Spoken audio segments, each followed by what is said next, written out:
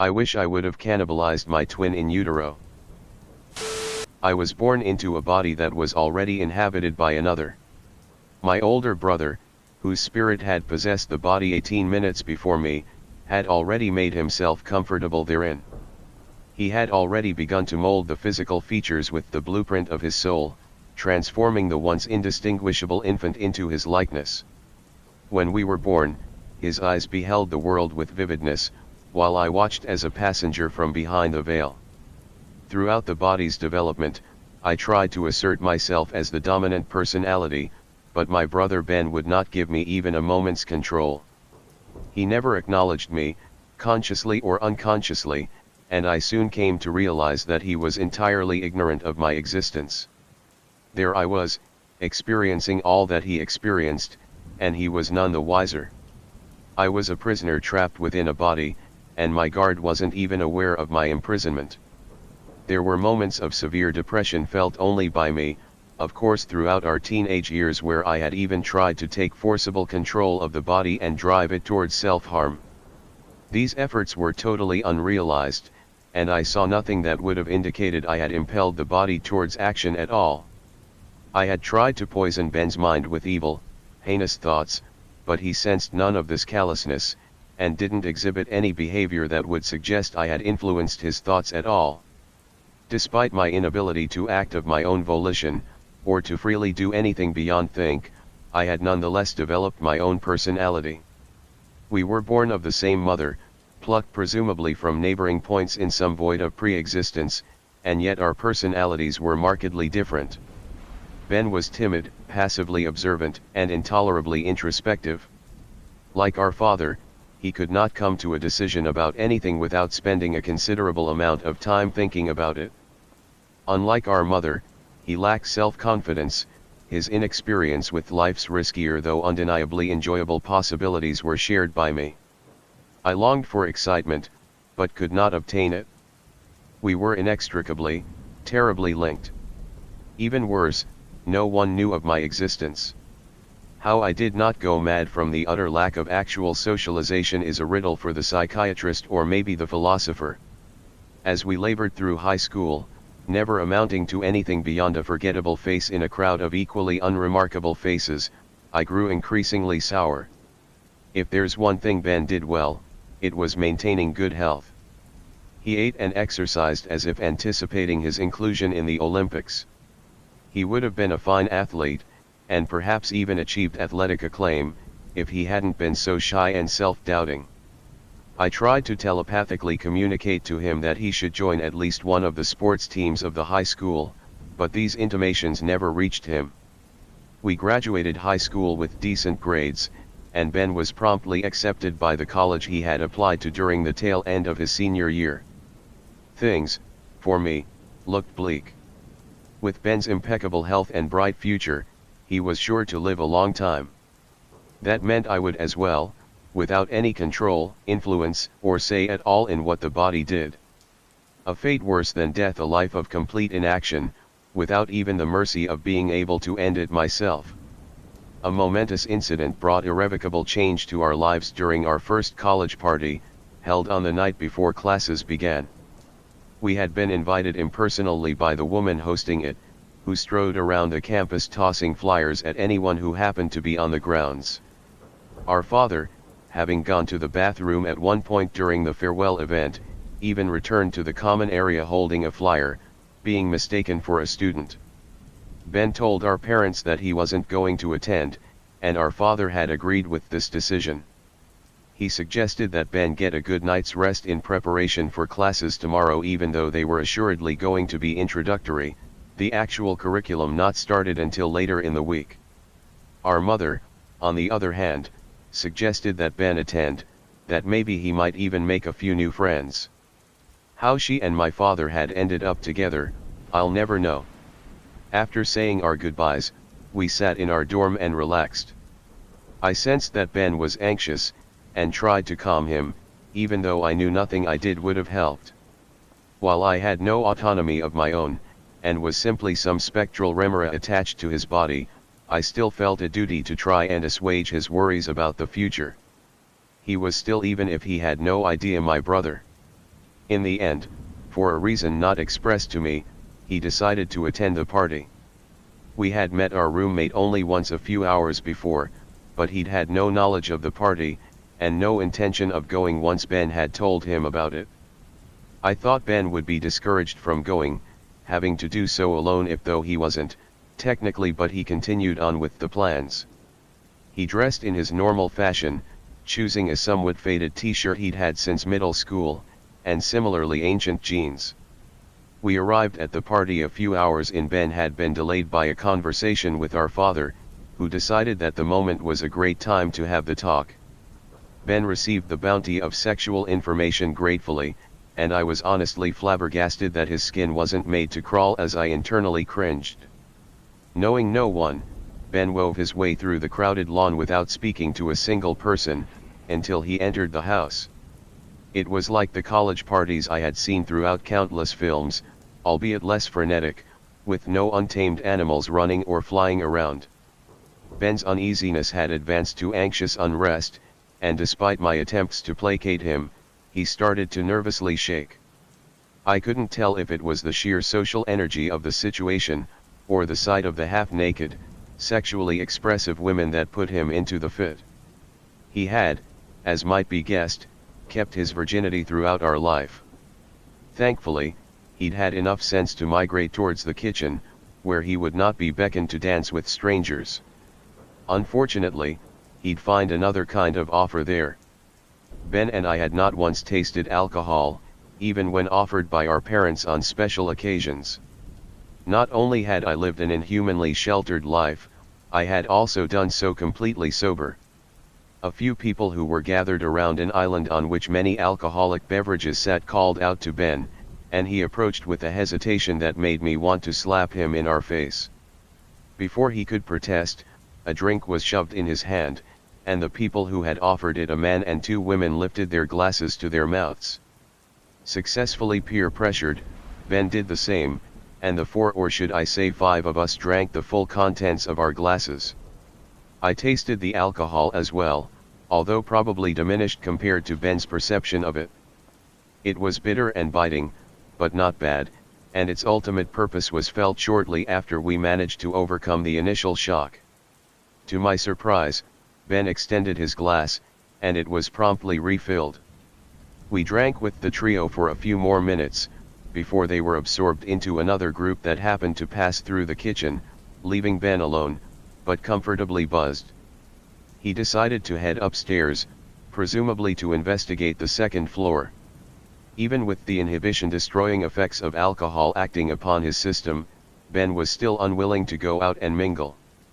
We ascended the stairs and found the second floor populated by people playing a video game on a massive TV. This was more Ben's style, being an avid gamer himself, but he shirked this opportunity for socialization as well. I could only guess that he did not want to embarrass himself, believing his skills would be diminished by the alcohol. We passed this entertainment room and headed down the hallway. Even though I would have felt some inkling of it, I assumed that Ben had to use the bathroom, and was searching for it upstairs rather than entering the one we had noticed during our time downstairs. We reached a room along the hall, and without knocking, opened it. It was a bedroom, specifically a guest bedroom, judging by the limited decoration and lack of personal effects. On the bed was a woman, dressed appropriately for a college party, plainly unconscious. Her limbs were splayed out across the covers, as if she had haphazardly thrown herself onto the bed. A glass was in her hand, but the drink and the ice had spilled out onto the bed sheets, darkly and deeply staining them. I expected Ben to back out, perhaps even apologize. Despite the woman being unconscious, he often apologized when bumping into inanimate objects, but he did something else, instead. Rather than leave the room, he stepped in and shut the door behind him. My confusion at this action turned to alarm with he locked the door. It was then that I felt the first real, unfiltered, sincere emotion from Ben. Before, throughout the entirety of our lives, I had only felt intimations, strong suggestions of his feelings. But in that room, after he had locked the door, I received a direct thought, understood with total clarity what he desired. I had mistaken the inaction of a restrained predator for timidity and shyness. Ben hadn't avoided social situations out of a lack of courage, but a fear of consequence if he found himself acting on his urges. I had always thought myself the darker side of us, but realized that I was only so broody because of my situation. Ben was the one who had harbored sick, malevolent desires, and now he had finally had the chance to act upon them. In a single moment, he had gone from my feeble older brother, to a terrifying wretch. I would have never guessed that this incident would be the moment in which I physically separated from my brother. I had resigned myself to the role of observer, had ceased to hope for any freedom beyond freedom of thought. But when Ben took his first step towards that sleeping girl, his mind surging with diabolic thoughts, I felt a rage within me unlike anything either of us had experienced. This rage manifested materially, and before Ben could take another step, a hand erupted from his chest. It was a growth, rapidly born from the cells of his own body. The hand hung limply from a wrist that protruded from the chest, the half appendage glistening as if belonging to a newborn. I was terrified. I had thought that Ben's sudden evilness had begun to corrupt his body, but the hand twitched, the weak fingers stretched out performed a stop gesture. The gesture was a direct reflection of what I had internally screamed when Ben had started to approach the Bed Lane woman. It was not Ben's hand, but mine. It took only a few seconds for me to engender further physical development. The hand elongated until a full arm had developed, the entire limb steaming and dripping with the slimes of creation. Ben screamed, although I couldn't at the moment tell if it was from shock at the sight, or the pain of it. Awakened by the noise, the girl began to scream as well. In the distraction, I forced more of my newborn self into the world, until another arm had extended from just below his right armpit, and ahead my own head rose beside his.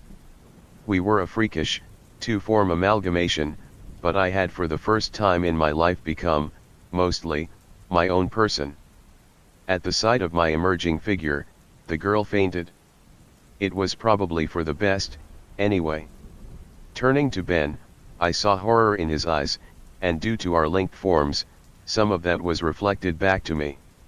For me, it was like staring in a mirror, because his appearance is the only one I had ever known. But for him, it was like staring at some nascent form of himself, born of primordial ooze. I have no doubts that at the moment I looked hideous, if not absolutely terrifying. But still, beneath the horror which had almost made him seem a normal person, I saw and sensed the evil of his heart. My sudden physical eruption was not too awesome nor horrific to quell the powerful desires for debauchery that had been awakened within him. My brother, faced with an unreal phenomenon, still felt the impulse to commit a despicable act. This dark realization drove me to attack him. Despite its newness, my partially emerged body had quickly gained a musculature comparable to Ben's. It wasn't much, but I was as formidable to him as he was to me. Without hesitation, without speaking to my brother, I wrapped my hands around his neck now separate from mine and attempted to strangle him. I hadn't thought about the consequence of doing so, was determined, even if it would kill me in the process, to end him. His surprise quickly gave way to rage, and he proceeded to claw and beat at my form. We grappled with ourselves, a flurry of limbs striking mostly in self-harm, undoubtedly an absurd and terrible sight. After nearly 2 minutes of this, my anger allowed me to separate myself further, until I fell bodily onto the floor at last, a separate being. Ben stood hunched over, nearly debilitated from what must have been a physically traumatizing experience. His clothes were torn open, although the flesh beneath was still intact. To this day, I do not understand the physiology behind my separation, but I am nonetheless thankful for it. I quickly rose to my feet, naked and slimy, but surprisingly coordinated, considering the circumstances. Ben stared, his face full of unbridled hate. He panted, exhausted from the bout, but occasionally a curse slipped through the troubled breathing. His eyes narrowed, and the hate behind them increased to a truly terrifying degree. I felt as if I had just locked eyes with a true demon. Ben took one last look at the girl, then turned and left the room. It took a few moments for me to shake away the fear which had paralyzed me. The person who had stood before me was no longer my brother, but some Hadean thing, finally free of a nagging, unwanted morality. Finally, free of me. Realizing how the circumstances now looked, I raided the closet of the guest bedroom room, hoping to find something to wear. As if watched over by God himself, I found perfectly fitting clothes, and even a baseball cap to cover my slime-dampened hair. I doubted anyone had taken notice of Ben, even with his tattered clothing, but I didn't want to risk being recognized as having left the room twice, cementing our shared image in the minds of anyone who thought to enter the room and find a passed-out girl. I left the room, scanning the groups of people for Ben's face, while keeping my own as concealed as possible. I saw no signs of him upstairs, and my search for him downstairs was equally fruitless. He had apparently left the party. I ventured to the dormitory to which Ben had been assigned, and after lurking around the entrance, managed to gain access as another tenant entered. I crept up to Ben's room, and knocked on the door. As fast as I could on my still developing legs, I darted down the hall and hid behind a corner. Peeking around it, I saw Ben's roommate emerge, look both directions down the hall, then shut the door. I hadn't heard Ben's voice, and the roommate hadn't looked back to address anyone. Ben hadn't returned to the dorm, which meant that he was out on campus somewhere. Without me to restrain him, and impelled towards the fullest extent of his diabolism by alcohol, he was a veritable fiend lurking among the innocent and unknowing. My brother, with whom I had bonded in unprecedented fraternity, had become my evil twin.